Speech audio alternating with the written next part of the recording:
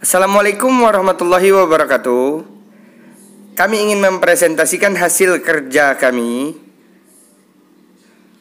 yang bernama Amar Ma'ruf Wassidik, Andini Julia Damayanti, Dodi Berlian, Falah Muntahendra, serta Foviliana, yang berjudul Masa Intra-Uterin dan Masa Bayi.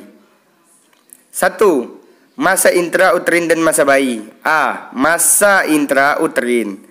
Masa intrauterin atau biasa disebut dengan fase pranatal dalam kurung masa kehamilan adalah periode awal perkembangan manusia yang dimulai sejak konsepsi, yakni ketika ovum wanita dibuahi oleh sperma laki-laki sampai dengan waktu kelahiran seorang individu. Masa ini pada umumnya berlangsung selama 9 bulan kalender atau sekitar 280 hari sebelum lahir. Dalam sejumlah ayat Al-Quran dan hadis Nabi secara tidak langsung juga telah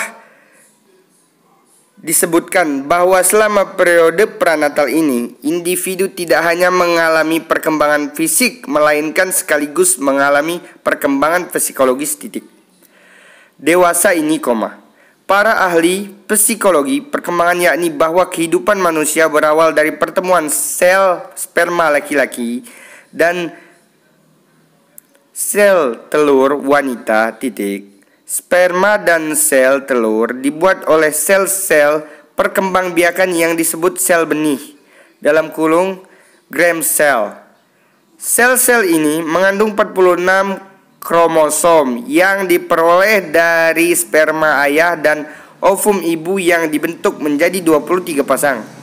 Dengan demikian, dapat dipahami bahwa sel-sel sperma pria dan sel telur wanita pada dasarnya memiliki daya hidup atau energi kehidupan yang dalam psikologi Islam disebut hayat. Semua ini memperkuat anggapan yang menyatakan bahwa perkembangan dan kehidupan manusia dimulai dari masa pranatal, yakni sejak terjadinya pembuahan sel telur dalam kurung ovum wanita yang sel sperma laki-laki dan terbentuknya zigot.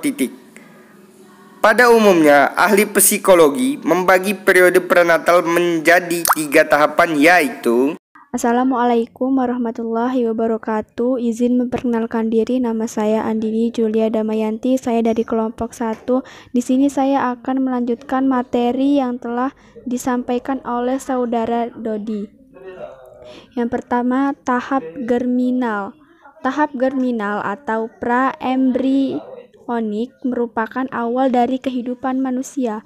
Proses ini dimulai ketika sperma melakukan penetrasi terhadap telur dalam proses pembuahan yang normalnya terjadi akibat hubungan seksual antara laki-laki dan perempuan.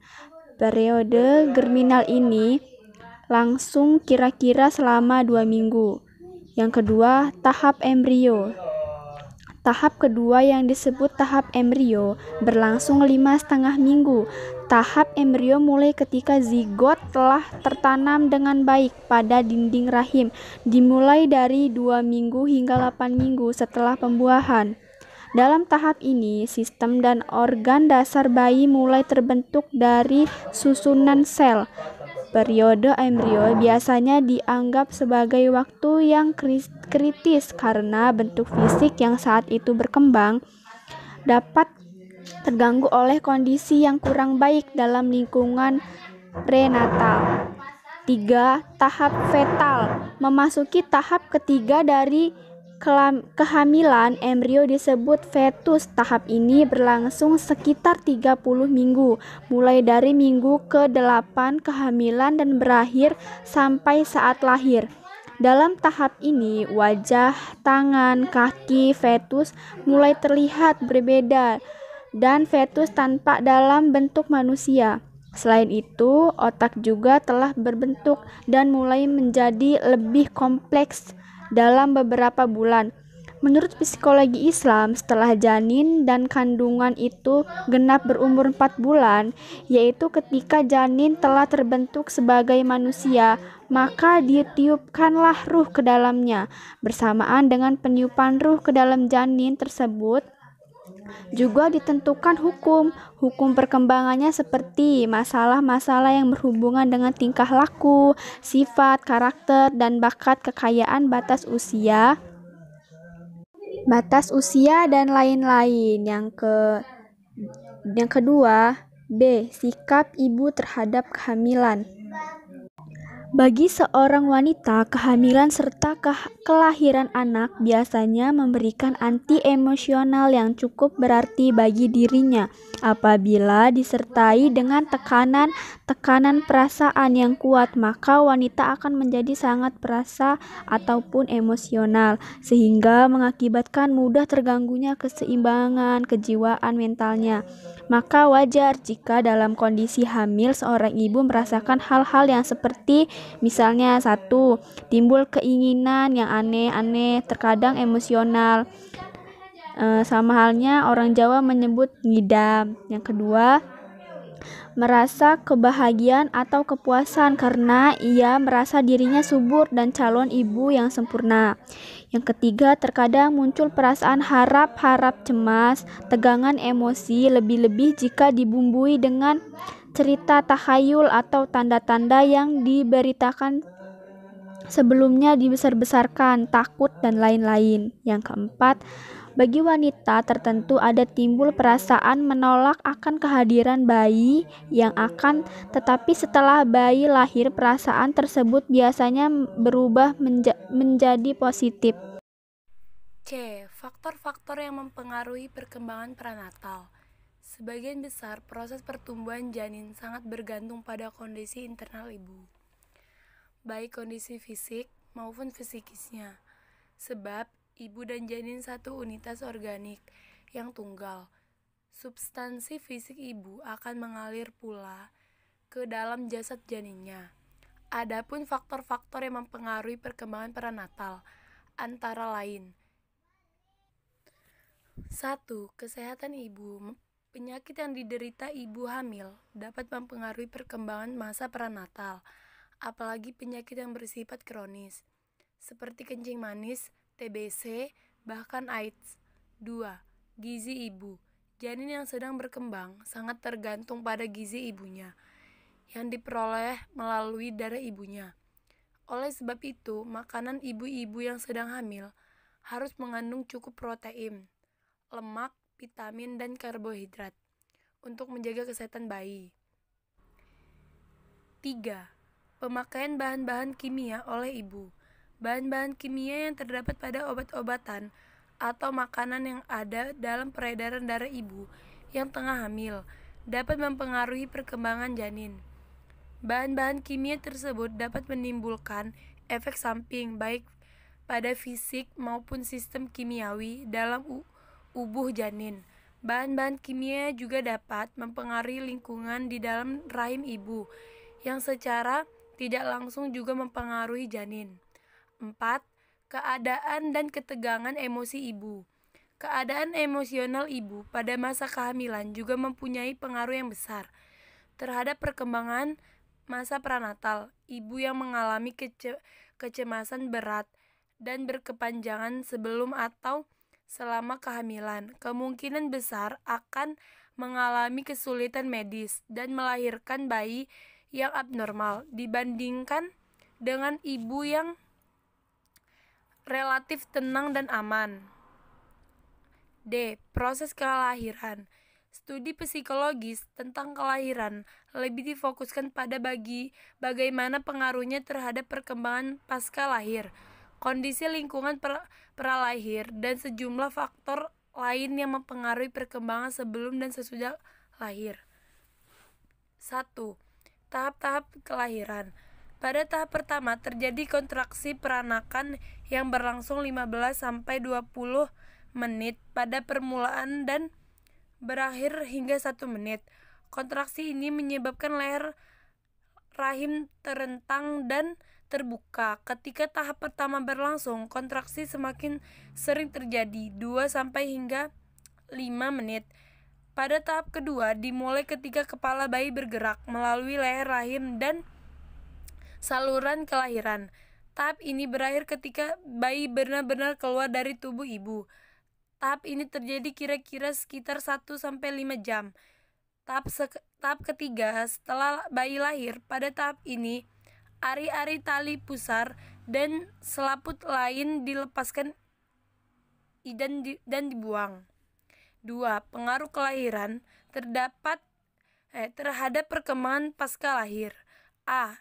Jenis kelahiran. Secara umum, kelahiran dapat dibedakan atas 5 jenis, antara lain kelahiran normal atau spontan, kelahiran dengan peralatan, kelahiran sungsang, kelahiran melintang, dan kelahiran melalui perbedahan atau sesar. Bayi yang lahir secara spontan biasanya lebih cepat dan berhasil menyesuaikan diri dengan lingkungan dibandingkan dengan bayi yang mengalami proses kelahiran yang lama dan sulit, serta menggunakan alat dan perbedahan. B. Pengobatan ibu. Hasil penelitian menunjukkan bahwa semakin banyak obat yang diberikan kepada ibu saat melahirkan, semakin lama dan sulit bayi menyesuaikan diri dengan lingkungan pasca lahir. C. Lingkungan pralahir. Setiap kondisi dalam lingkungan pralahir yang menghalangi perkembangan janin sesuai dengan tabel waktu yang normal akan lebih banyak mengakibatkan kesulitan pada saat lahir dan menyesuaikan pasca lahir dibandingkan dengan kondisi lingkungan yang nyaman. D. Jangka waktu periode kelahiran. Bayi yang lahir prematur lebih cepat 2 minggu dari waktu rata-rata, cenderung memperlihatkan gejala perkembangan yang berbeda dengan bayi yang lahir tepat waktu. Sedangkan bayi postmatur lambat 2 minggu atau lebih cepat dan berhasil menyesuaikan diri dengan lingkungan pasca lahir dibandingkan dengan bayi lahir normal sekalipun. E. Perawatan pasca lahir. Perhatian dan perawatan yang dilakukan ibu terhadap bayi yang baru dilahirkan mempunyai pengaruh positif terhadap perkembangannya. Bayi yang mendapat perhatian dan perawatan yang baik cenderung lebih waspada, lebih aktif dan lebih tanggap terhadap rangsangan luar dibandingkan dengan bayi yang kurang mendapat perawatan. F. Sikap orang tua. Bila sikap orang tua menguntungkan, hubungan orang tua dan anak akan baik dan mempermudah anak menyesuaikan diri dengan lingkungan baru pasca lahir. Sebaliknya, apabila sikap orang tua kurang menguntungkan, mengakibatkan hubungan antara anak dan orang tua lebih emosional dan memperlambat penyesuaian terhadap lingkungan baru.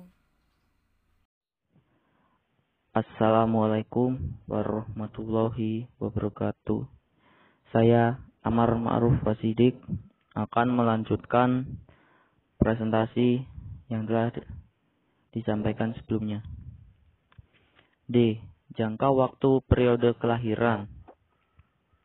Bayi yang lahir prematur atau lebih cepat 2 minggu dari waktu rata-rata cenderung memperlihatkan gejala perkembangan yang berbeda dengan bayi yang lahir tepat waktu.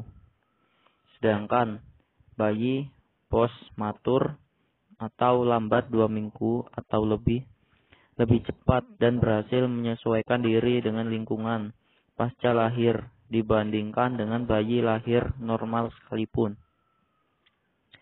E. Perawatan pasca lahir.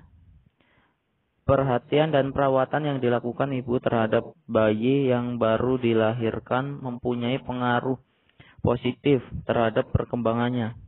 Bayi yang mendapat perhatian dan perawatan yang baik cenderung lebih waspada, lebih aktif dan lebih tanggap terhadap rangsangan luar dibandingkan dengan bayi yang kurang mendapat perawatan. F. Sikap orang tua. Bila sikap orang tua menguntungkan, hubungan orang tua dan anak akan baik dan mempermudah anak menyesuaikan diri dengan lingkungannya lingkungan baru pasca lahir. Sebaliknya, Apabila sikap orang tua kurang menguntungkan, mengakibatkan hubungan antara anak dan orang tua lebih emosional dan memperlambat penyesuaian terhadap lingkungan baru. Tangis pertama bayi. Setiap bayi yang normal akan ditandai dengan tangisan pada waktu lahir ke dunia. Beberapa ahli memiliki beberapa pendapat yang berbeda mengenai tangis pertama bayi ini. Yang pertama, dari pendapat Sigmund Freud. Tangis pertama itu merupakan pertanyaan adanya protes bayi yang ingin kembali ke dalam alam sebelumnya atau rahim ibu. Jadi, adanya keinginan untuk regresi. Menurut si bayi dalam kandungan ibu itu serba enak, nyaman, bayi tidak pernah merasa dingin sebab suhunya terakomodasi oleh suhu badan ibu. Bayi tidak usah mengunyah makanan dan lain-lain. Yang kedua, menurut O. Rank, kelahiran itu merupakan trauma, merupakan penghayatan yang dramatis, sehingga tangisan atau jeritan pertama bayi menunjukkan adanya kecemasan yang dialami. Yang selanjutnya, menurut pendapat Immanuel Kant, beliau berpendapat bahwa tangis pertama bayi adalah merupakan tanda proses kejiwaan terhadap belenggu kejasmanian yang akan diderita di dunia. Yang keempat, pendapat dari tinjauan biologis bahwa tangis pertama bayi merupakan pertanda mulai berfungsinya jantung, paru-paru, dan organ-organ tubuh lainnya. Yang kelima, pendapat dari Sis Heister. Tangis bayi pertama itu sebagai pertanda adanya kesadaran jiwa pada seorang anak yang dimulai sejak lahir dengan adanya kesadaran atau consciousness. Itu berarti fungsi-fungsi kejiwaan telah mulai bekerja sebagaimana mestinya. Assalamualaikum warahmatullahi wabarakatuh. Saya akan melanjutkan pembacaan dari Amar Ma'ruf. F. Aktivitas masa bayi, tidur dan gerakan bayi.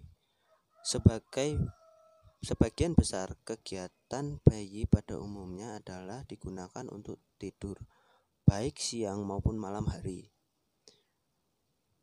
Buhler berpendapat bahwa pada umur 00 sampai tidur bayi mencapai 21 jam. Umur 10 tidur bayi mencapai 13 jam. Dan selebihnya. Waktu-waktu digunakan bayi untuk mengadakan gerakan bayi dapat dilihat dari beberapa reaksi. A. Reaksi positif, yaitu gerakan bayi yang sesuai atau searah dengan rangsangan stimulasi yang datang pada dirinya.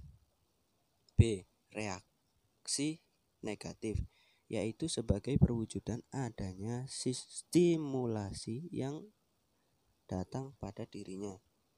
C. Reaksi spontan, yaitu gerakan bayi yang tidak disebabkan oleh adanya rangsangan yang datang dari luar dirinya. Perkembangan pengamatan. Alat pengamat bagi bayi biasanya secara berurutan dapat disebut 0:0 sampai 0:3. Bulan mengamati dengan mulut 0:3 sampai 0:6 bulan. Mengamati dengan mulut dan tangan 0:6 bulan ke atas. Mulut, tangan, dan mata. William Strand menjelaskan tahapan perkembangan ada 3 tingkatan. Auharum 00 sampai 06. Pengamatan awal terbatas pada dirinya sendiri. Yang B, Nahraum 06 sampai 1:0. Pengamatan dekat atau ruang yang sempit. Yang C, Fraum 01 sampai ke atas. Pengamatan penguasaan ruang lingkup lebih jauh. Terakhir, kesimpulan. Dari pembahasan mengenai proses perkembangan massa intrauterin, fase pranatal, proses kelahiran hingga bagaimana aktivitas anak pada masa bayi yang telah dipaparkan penulis, jelas bahwa banyak sekali hal-hal yang dapat kita pelajari dan penting sebagai pembelajaran yang baik untuk bekal seseorang wanita, khususnya dalam menyongsong kehamilan ataupun yang sedang menjalaninya. Dapat kita tarik kesimpulan bahwa telah adanya kehidupan semenjak terjadinya pertemuan antara sperma pria dengan sel telur wanita. Pertemuan itu terus berkembang hingga membentuk janin, kemudian melalui tahapan-tahapan kelahiran. Setelah itu, mulai dengan bagaimana mengamati aktivitas dan perkembangan sang anak dalam masa bayi. Semua itu sangat dipengaruhi oleh seorang ibu sebagai peran utama dalam setiap peristiwa tersebut. Pada hakikatnya, perkembangan anak mulai dari masa intrauterin, fase prenatal hingga masa bayi sangat tergantung pada psikis atau psikologi seorang ibu. Sikap dan perilaku ibu yang baik atau kurang baik, asupan gizi yang seimbang atau kurang, kesehatan ibu, hingga bagaimana cara ibu merawat bayi pasca lahir dan sebagainya, sangat berpengaruh pada perkembangan bayi itu sendiri. Oke, terima kasih telah mendengarkan kami. Bagi yang ingin bertanya, langsung saja ke kolom komentar atau di WA. Terima kasih. Wassalamualaikum warahmatullahi wabarakatuh.